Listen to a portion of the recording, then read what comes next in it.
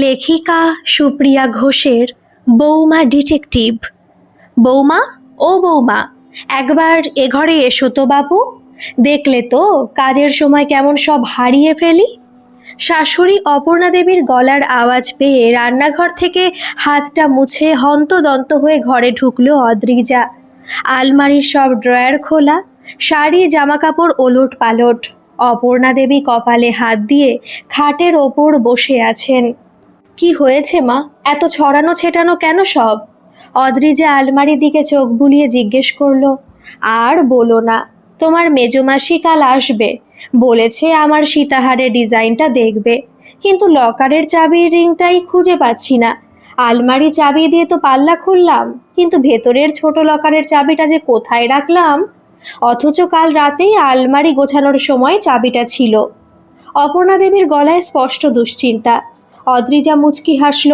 ছোটবেলার সেই চেনা কৌতূহলটা ওর মনের ভেতর চাড়া দিয়ে উঠল।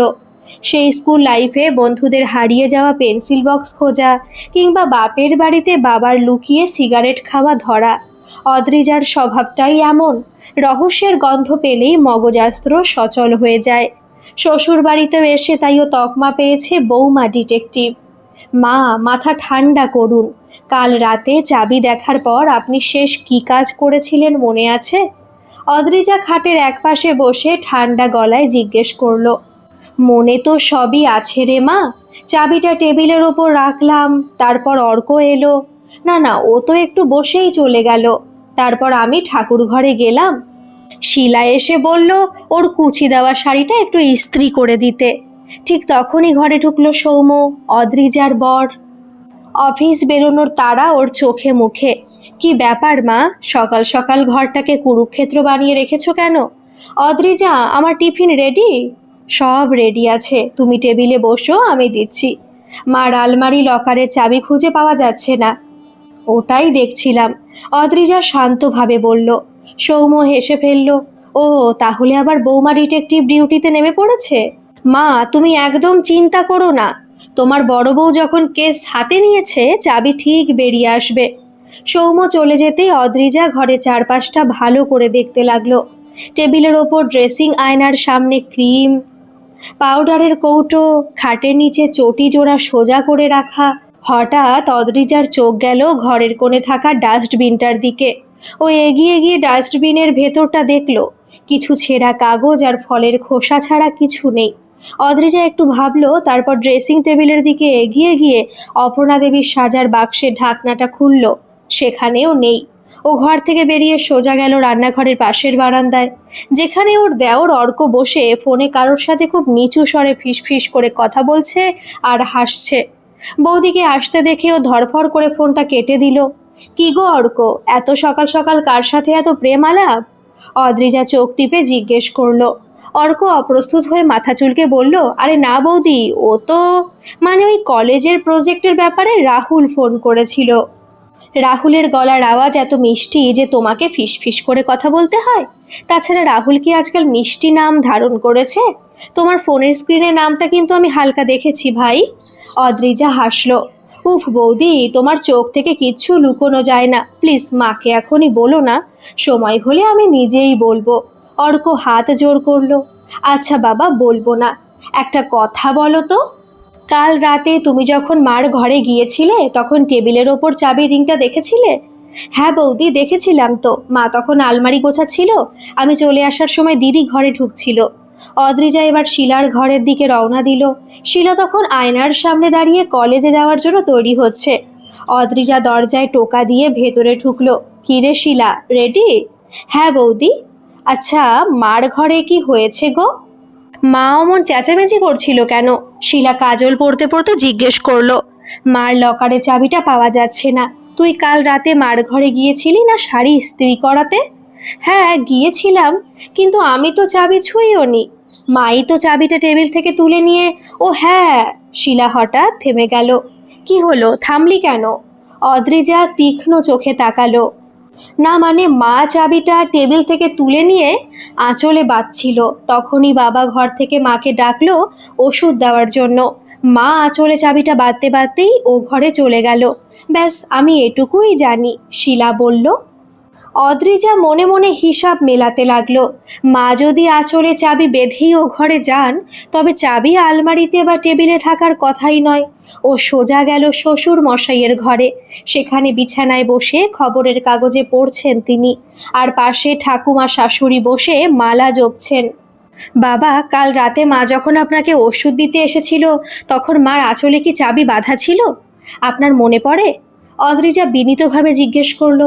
শ্বশুর মশাই কাগজ থেকে মুখ নামিয়ে চশমাটা ঠিক করলেন। তা তো ঠিক বলতে পারবো না মা, তবে হ্যাঁ, তোমার শাশুড়ি যখন আমাকে কাশির সিরাপটা ঢেলে দিচ্ছিল, তখন ওর আঁচলটা বারবার টেবিলের ওপর রাখা জলের গ্লাসে ঠেকে যাচ্ছিল বলে ও আঁচলটা কোমর থেকে খুলে খাটের ওপর রেখেছিল।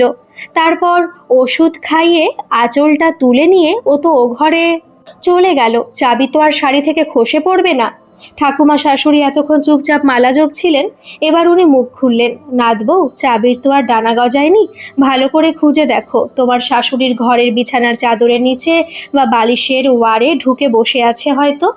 অদ্রিজা ঠাকুমার কথার পিঠে কিছু বলল না, কিন্তু ওর মাথা অন্য একটা সংকেত পেল। ও আবার অপর্ণা দেবীর ঘরে ফিরে গেল। অপর্ণা দেবী তখনও চিন্তিত মুখে বসে আছেন। মা, কাল রাতে বাবা ওষুধ খাওয়ার পর আপনি কি এই শাড়িটাই পরেছিলেন যেটা এখন পরে আছেন? অদ্রিজা জিজ্ঞেস করলো। না রে মা, ওটা তো একটা সুতির ছাপা শাড়ি ছিল। রাতে ওটা পরেই শুয়েছিলাম। সকালে উঠে স্নান করে এই শাড়িটা পরলাম। ওই শাড়িটা তো কাচতে দেবো বলে বাথরুমে বালতিতে রেখে এসেছি। অদ্রিজার মুখে একটা চওড়া হাসি ফুটে উঠল। ও এক ছুটে বাথরুমে গেল, বালতির ওপর রাখা কালকের শাড়িটা তুলে আনলো। শাড়ির আঁচলটা ভালো করে পরীক্ষা করতেও দেখলো আঁচলের খুঁটে একটা মস্ত বড় গিঁট বাঁধা, আর সে গিঁটের ভেতরে শক্ত মতন কি একটা ফিল হচ্ছে। অদ্রিজা হাসতে হাসতে শাড়িটা নিয়ে এসে অপর্ণা দেবীর সামনে ধরলো। এই নিন মা, আপনার হারানো চাবি। অপর্ণা দেবী অবাক হয়ে গিঁটটা খুললেন। খক খক করে চাবির রিংটা খাটের ওপর পড়ে গেল। উনি নিজের কপালে নিজেই একটা থাপ্পড় মারলেন। মা গো, আমি কেমন ভুলো মন রে বাবা, নিজেই গিঁট বেঁধে রেখেছি আর সারা বাড়ি মাথায় করছি। সৌম্য ততক্ষণে দরজায় এসে দাঁড়িয়েছে। ও হেসে উঠে বলল, বললাম না মা, আমাদের বাড়ির বৌমা ডিটেকটিভের হাত থেকে কোনো রহস্য পার পাওয়ার জো নেই। চললুম, আমার অফিসের দেরি হয়ে যাচ্ছে। সবাই যখন হাসাহাসি করছে, অদ্রিজার চোখ কিন্তু তখন অন্য কিছুর দিকে গেল। ও দেখল ঘরের আলমারির একদম নিচের ড্রয়ারের ফাঁক দিয়ে একটা সাদা কাগজের কোনা সামান্য বেরিয়ে আছে, যেটাও আগে খেয়াল করেনি। কাগজটা যেন কিছু লেখা রয়েছে। কৌতূহলবশত অদ্রিজা যখন ড্রয়ারের দিকে এগোতে যাবে, ঠিক তখনই অর্ক এসে ঘরের দরজায় দাঁড়ালো। অর্কর মুখটা কেমন যেন ফ্যাকাশে, আরও অদ্ভুত একটা ইশারায় অদ্রিজাকে থামতে বলল, যেন এই ড্রয়ারটা খুললে কোনো বড় বিপদ হতে পারে। অর্ক যেভাবে ইশারা করলো, তাতে অদ্রিজার মনের ভেতর খটকাটা আরও জাঁকিয়ে বসলো। অপর্ণা দেবী তখন চাবি ফিরে পাওয়ার আনন্দে মাতোয়ারা, সীতাহার বার করতে ব্যস্ত। অদ্রিজা আর ড্রয়ারের দিকে না এগিয়ে স্বাভাবিকভাবে ঘর থেকে বেরিয়ে এলো। দুপুরের দিকে সংসারের সব কাজ সেরে অদ্রিজা যখন নিজের ঘরে ফ্যানটা চালিয়ে একটু আয়েশ করে বসেছে, ঠিক তখনই দরজায় মৃদু টোকা পড়ল। তাকিয়ে দেখে অর্ক দাঁড়িয়ে, মুখে একরাশ অপরাধ বোধ আর দুশ্চিন্তা। কি গো অর্ক, ভেতরে এসো। ওখানে দাঁড়িয়ে আছো কেন? অদ্রিজা খাট থেকে উঠে বসলো। অর্ক ভেতরে এসে দরজাটা আলতো করে ভেজিয়ে দিল। তারপর খাটের একপাশে বসে নিচু গলায় বলল, বৌদি, সকালের ওই ব্যাপারটা নিয়ে তুমি নিশ্চয়ই অনেক কিছু ভাবছো। আসলে আমি তোমাকে সত্যিটা বলতে চাই। জানি তোমার চোখ এড়ানো অসম্ভব। আমি তো ভাবছিলামই যে তুমি নিজে থেকে কখন আসো।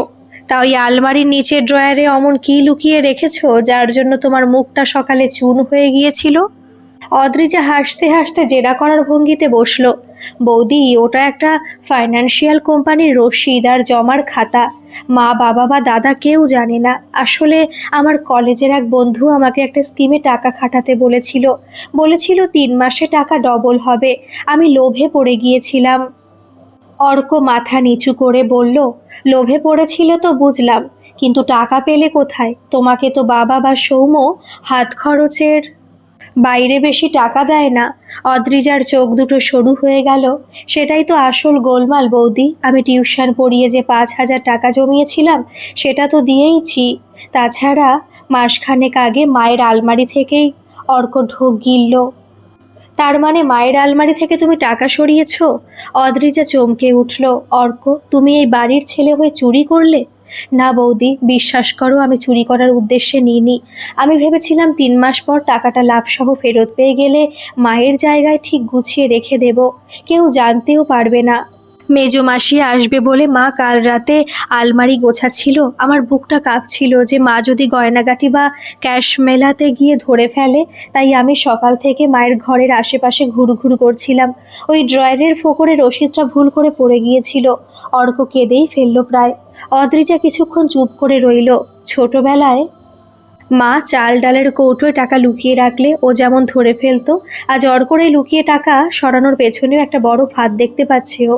যে কোম্পানি তোমাকে 3 মাসে টাকা ডবল করার গল্প শুনিয়েছে তার নাম কি গো? গোল্ডেন ফিউচার ইনভেস্টমেন্ট, সল্টলেকে অফিস। আমার বন্ধু রাহুলের চেনা এজেন্ট। রাহুল, যার কথা সকালে বারান্দায় বলছিলে? অদ্রিজা জিজ্ঞেস করলো। উফ বৌদি, না, ওটা আমি বানিয়ে বলেছিলাম। সকালে আমি ফোনে রাহুলের সাথে নয়, ওই কোম্পানির এজেন্টের সাথেই কথা বলছিলাম। কারণ গত সপ্তাহ ধরে ওদের অফিস বন্ধ, ফোনও তুলছে না কেউ, রাহুলও উধাও। আমার মনে হচ্ছে বৌদি আমি খুব বড় ফাঁদে পা দিয়েছি। প্রায় 30,000 টাকা। অর্ক 2 হাতে মুখ ঢাকলো। অদ্রিজা অর্কর পিঠে হাত রাখলো। মাথা গরম করো না, কেঁদে তো এখন লাভ নেই। সৌম্য বা বাবাকে জানালে বাড়ি মাথায় উঠবে। তুমি মায়ের আলমারি থেকে ঠিক কত টাকা নিয়েছো? 25,000 টাকা। মায়ের ওই একটা খামে জমানো ছিল। মা ওটা সচরাচর হাত দেয় না। ঠিক আছে, তুমি এখন নিজের ঘরে যাও, মুখ চোখ ধুয়ে স্বাভাবিক হও। আমি দেখছি কি করা যায়। অদ্রিজা অর্ককে আশ্বস্ত করে পাঠালো। অদ্রিজা বিছানায় শুয়ে সিলিং ফ্যানের দিকে তাকিয়ে ভাবতে লাগলো, এই 30,000 টাকার ধাক্কা সামলানো চারটিখানি কথা নয়। সৌম্যকে বললে ও রেগে আগুন হবে, আবার মা জানতে পারলে রক্তচাপ বেড়ে হাসপাতাল অবধি গড়াবে। কিন্তু মেজো মাসিমা কাল চলে এলে মা যদি কোনো কারণে ওই খামটা খোলে, তবে অর্ক একেবারে শেষ। বিকেলের দিকে চা খেতে খেতে অদ্রিজা দেখলো শিলা খুব গুনগুন করে গান গাইতে গাইতে রান্নাঘরে ঢুকছে। শাশুড়ি মা তখন ও ঘরে ঠাকুমার পা টিপে দিচ্ছেন। কিরে শিলা, বড্ড খুশি যে আজ কলেজে খুব ভালো কিছু হয়েছে নাকি? অদ্রিজা চায়ের কাপে চুমুক দিয়ে জিজ্ঞেস করলো। আর বলো না বৌদি, আমার ওই বান্ধবী স্নেহা আছে না, ওর দাদা একটা নতুন আইটি কোম্পানিতে চাকরি পেয়েছে। আজও আমাদের সবাইকে পার্ক স্ট্রিটে একটা বড় রেস্তোরাঁয় খাওয়াচ্ছিল, কিন্তু মাঝপথে একটা ঝামেলা হয়ে গেল। শিলা টোস্ট বিস্কুট চিবোতে চিবোতে বলল, কি ঝামেলা? অদ্রিজার কান খাড়া হলো। আরে, আমরা যখন খাচ্ছিলাম তখন স্নেহার দাদা দেখলো পাশের টেবিলে একটা চেনা লোক বসে জমিয়ে বিরিয়ানি খাচ্ছে আর দামি সিগারেট ফুঁকছে। স্নেহার দাদা লোকটাকে দেখে রেগে গিয়ে কলার চেপে ধরলো। বলল, আমাদের সল্ট লেকের অফিসের লোককে চিট করে টাকা নিয়ে এখানে নবাবি করা হচ্ছে। লোকটা তো থতমত খেয়ে ক্ষমা টমা চেয়ে বলল, সোমবারের মধ্যে সবার টাকা মিটিয়ে দেবে, এখন যেন পুলিশে না দেয়। লোকটার সাথে একটা মেয়েও ছিল, সে তো কেঁদে কুল পাচ্ছিল না। বলিস কি? লোকটার নাম কি রে? আর অফিসটা কিসের? অদ্রিজা প্রায় সোফা থেকে লাফিয়ে উঠল। কি যেন বলছিল? হ্যাঁ, GFI নাকি গোল্ডেন ফিউচার।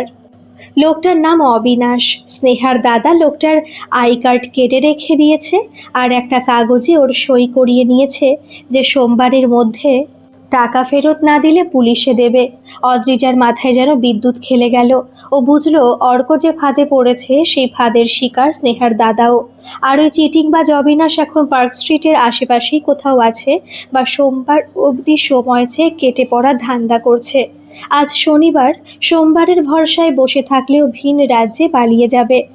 আচ্ছা শিলা, স্নেহার দাদার নম্বরটা আমায় দিতে পারিস? আমার একটা কলেজের বন্ধুর ওই কোম্পানিতে টাকা খাটানোর কথা ছিল, একটু খোঁজ নিতাম। অদ্রিজা খুব স্বাভাবিকভাবে বলল, হ্যাঁ দিচ্ছি। শিলা ফোন থেকে নম্বরটা বের করে দিল। অদ্রিজা চটপট নিজের ঘরে গিয়ে অর্ককে ডাকলো। অর্ক ঘরে আসতেই ও বলল, তোমার ওই এজেন্ট অবিনাশের ফোন নম্বরটা দাও তো। অর্ক নম্বর দিলে অদ্রিজা মেলালো। হ্যাঁ, শিলার দেওয়া স্নেহার দাদার কথা মতো অবিনাশের নম্বর একদম মিলে যাচ্ছে। অর্ক শোনো, তোমার টাকা উদ্ধারের একটা রাস্তা পাওয়া গেছে, কিন্তু তোমাকে এখন আমার সাথে বেরোতে হবে। আর হ্যাঁ, সৌম্যকে বলবে আমরা নিউ মার্কেটে যাচ্ছি মেজো মাসিমার জন্য একটা ভালো শাড়ি কিনতে। কিন্তু বৌদি, আমরা যাব কোথায়? অর্ক ভয়ে ভয়ে জিজ্ঞেস করলো। Park street. অবিনাশকে আজ রাতেই ঘাড় ধরে টাকা ওগলাতে বাধ্য করতে হবে। তুমি শুধু আমার সাথে চলো। অদ্রিজার চোখে তখন জেদ আর বুদ্ধির দীপ্তি। সন্ধে 7টা নাগাদ অদ্রিজা আর অর্ক এসে পৌঁছালো পার্ক স্ট্রিটের সেই রেস্তোরাঁর সামনে। স্নেহার দাদাকে অদ্রিজা আগেই ফোন করে পুরো বিষয়টা বুঝিয়ে বলেছিল এবং ওকেও সেখানে আসতে বলেছিল। স্নেহার দাদা সায়ন ওর আরও দুটো বন্ধুকে নিয়ে হাজির ছিল। দিদি, অবিনাশ আর ওর ওই বান্ধবী এখনো ভেতরেই বসে আছে। আমরা বাইরে নজর রাখছি, ও বেরোলেই ধরবো, সায়ন বলল। না, বাইরে নয়, ভেতরে চলো। রেস্তোরাঁর ভেতরে ভদ্রভাবে কথা বলে ওকে কর্নার করতে হবে। সিন ক্রিয়েট করলে ও পালিয়ে যাওয়ার সুযোগ পাবে। অদ্রিজা ঠান্ডা মাথায় চাল চালল। ওরা 5জন মিলে ভেতরে ঢুকলো। কোণের একটা কেবিনের মতো টেবিলে অবিনাশ তখন বিল মেটানোর তোড়জোড় করছে। অর্ক অবিনাশকে দেখে চিনতে পারলো, হ্যাঁ বৌদি, ওই লোকটাই অবিনাশ। অদ্রিজা সোজা গিয়ে অবিনাশের টেবিলের সামনে চেয়ারটা টেনে বসে পড়ল। অবিনাশ চমকে উঠে বলল, আপনারা কারা, কি চান? সায়ন পাশ থেকে বলল, বিকেলে তো পার পেয়ে গেছিস ভেবেছিস? এই নে, ইনি আমাদের আরেক ক্লায়েন্ট। এর 25,000 টাকা এখন বের কর। এখনকার মতো এই পর্যন্ত থাক। এই গল্পের অন্তিম পর্ব আমি হয়তো আজকেই আপলোড করতে পারি রাত্রে, বা কালকে আপলোড করে দেব। গল্পটা আপনাদের কেমন লাগছে অবশ্যই কমেন্ট করে জানাবেন, আর ভালো লাগলে একটা সাবস্ক্রাইব করে আমার পাশে থাকবেন। ধন্যবাদ।